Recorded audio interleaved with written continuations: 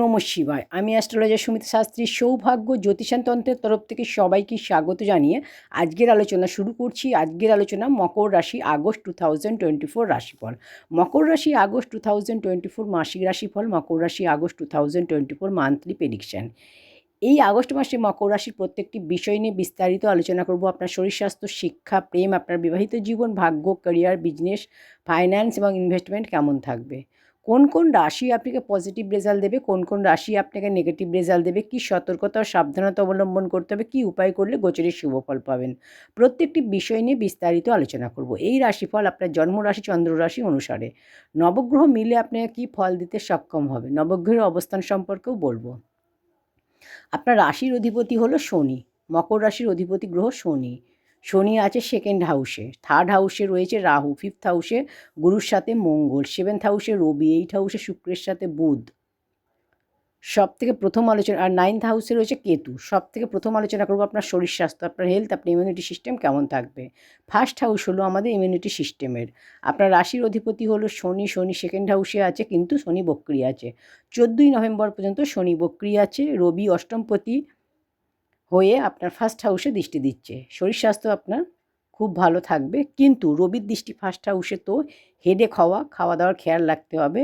শনিও এখানে ঠিক আছে, তো বেশি প্রবলেম আপনার হবে না, শরীর স্বাস্থ্য আপনার ভালোই থাকবে।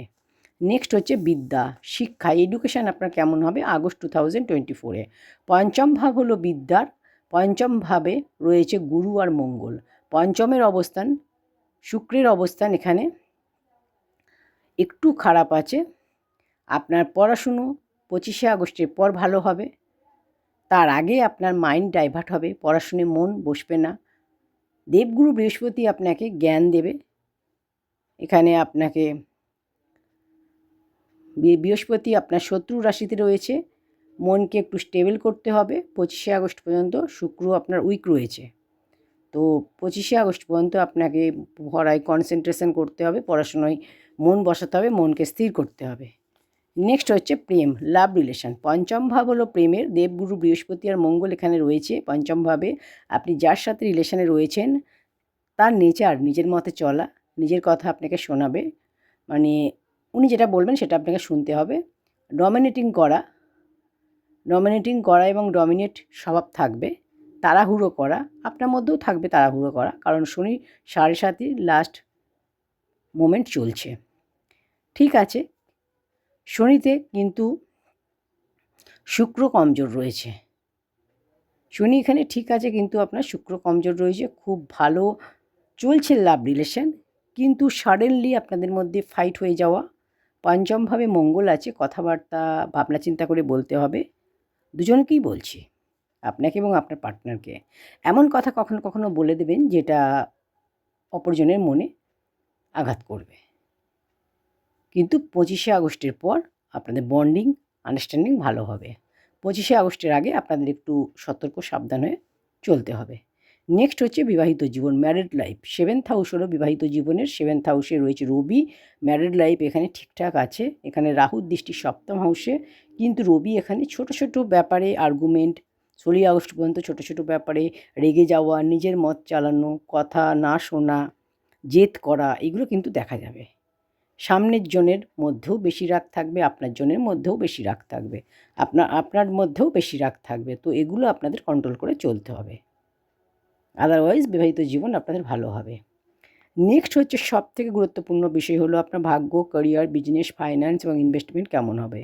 9th হাউস হলো ভাগ্য, 10th হাউস হলো ক্যারিয়ার। ভাগ্যের অধিপতি বুধ।